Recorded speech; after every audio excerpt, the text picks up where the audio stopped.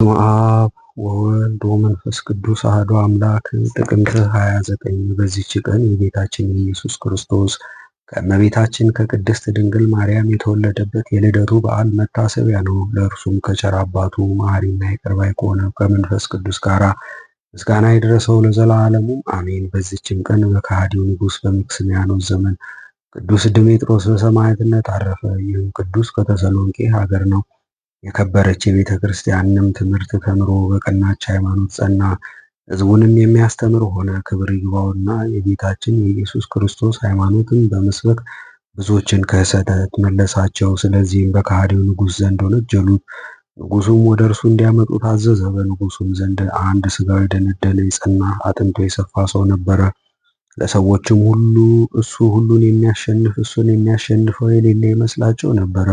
ንጉሡም ይወዳል ይመካበታል፣ እንዲህም ይል ነበር፣ ይህን አካሉ ግዙፍ የሆነ ሰው ለሚያሸንፍ እኔ ብዙ ገንዘብ እሰጠዋለሁ። በዚያንም ጊዜ ስሙ በስጤዎስ የሚባል አንድ ክርስቲያናዊ ሰው ተነስቶ ወደ ቅዱስ ድሜጥሮስ ሄደ።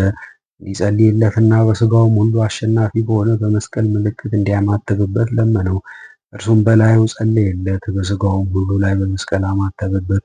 ከዚህም በኋላ ወደ ንጉሥ ገብቶ ከዚያ ሥጋው ግዙፍ ከሆነው ጋር ያታግለው ዘንድ ለመነው።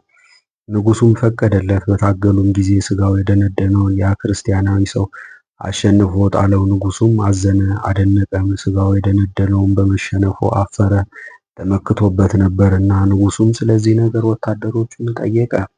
እነርሱም ቅዱስ ድሜጥሮስ በላዩ እንደጸለየለት እና በሥጋውም ላይ በመስቀል ምልክት እንዳማተበበት ነገሩት። ንጉሡም ይህን በሰማ ጊዜ በቅዱስ ድሜጥሮስ ላይ እጅግ ተቆጣ። ለአማልክትም ዕጣን እስከሚያሳርግ ድረስ እንዲገርፉ ታዘዘ። ንጉሡም እንዳዘዘ እንዲሁ አደረጉበት።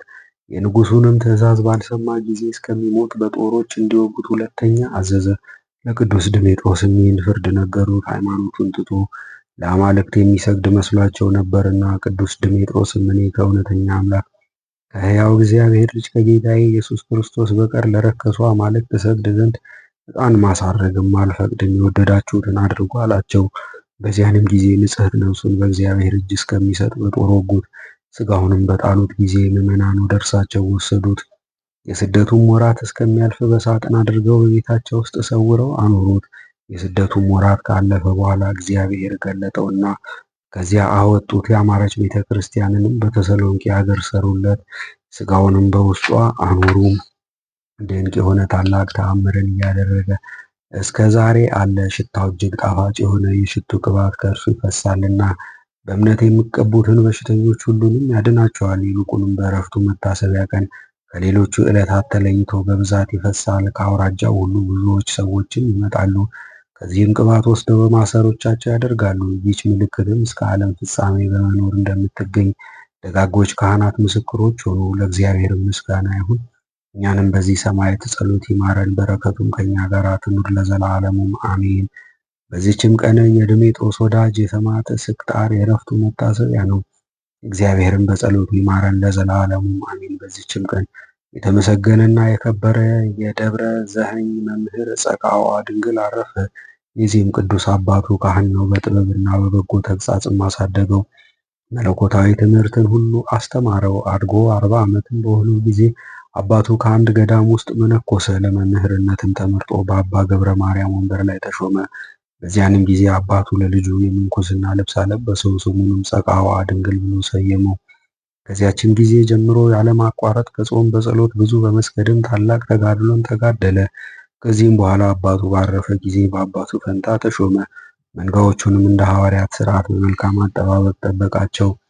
በሌሊቱም ሁሉ ከባህር ውስጥ ቆሞ ያድራል። ከባህሩም ሲወጣ ወዙ በምድር ላይ እስከሚንጠፈጠፍ ስግደትን ያዘወትራል።